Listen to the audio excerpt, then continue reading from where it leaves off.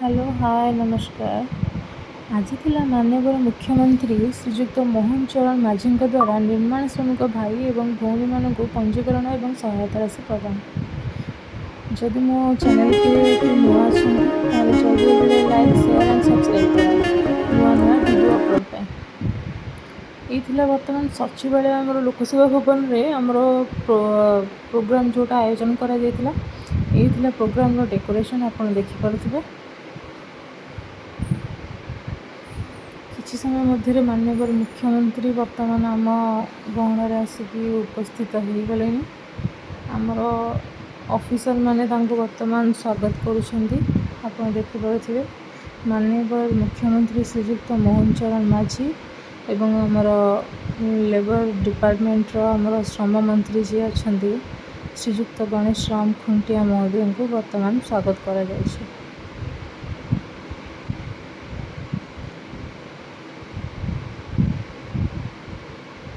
वर्तमान सम्मानित अतिथि माने आमर मंच उपर को वर्तमान मंचस्थ होगा जाउछन्ति।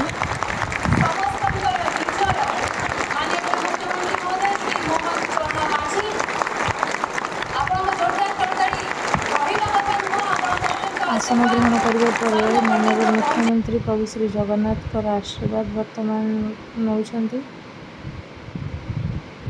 आशीर्वाद नेबा पर आमर सभा कार्य वर्तमान आरंभ होला।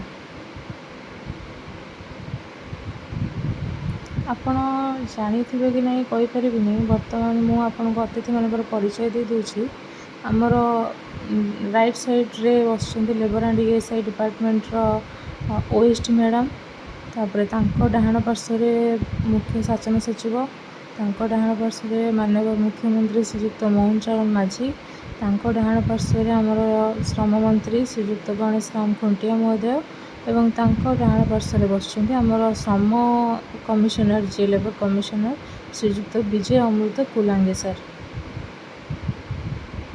वर्तमान सभा कार्य वर्तमान जारी रही है। माननीय मुख्यमंत्री द्वारा अभिभाषण वर्तमान प्रदान करा जाउछि। तो पूरा रेकर्डिंग करें आपण मैंने चाहिए विभिन्न न्यूज चैनल आम गणमाध्यम प्रसारित होता आपण सेठी जाकि पूरा भाषण आपण शुणिपारे। यही अभिभाषण माध्यम आपण निर्माण श्रमिक भाई और भौणी मैंने जी पंजीकरण होती से बर्तमान गोटे खुशी खबर अच्छी। वीडियो लास्ट जाए देखते जापर से कौन ये सब किसी मध्य बर्तमान आम जाए खावा पीवा टी करदेलु देखिपे। बट मोर जेहेतु उपवास थिला तो मुझे फ्रुट्स आउ जूस आनी खाई तो किसी खाई ही पारिनी। ये सब खाई सारा पर फोटो फोटो टी उठेबा पलैलु। फोटो बिना तो मु पूरा अधूरा। फोटो फोटो उठेला वर्तमान शेष में जोटा माननीय मुख्यमंत्री डिक्लेयर कले जोटा खुशी खबर वर्तमान आपड़ यहाँ पढ़ी जानीपे।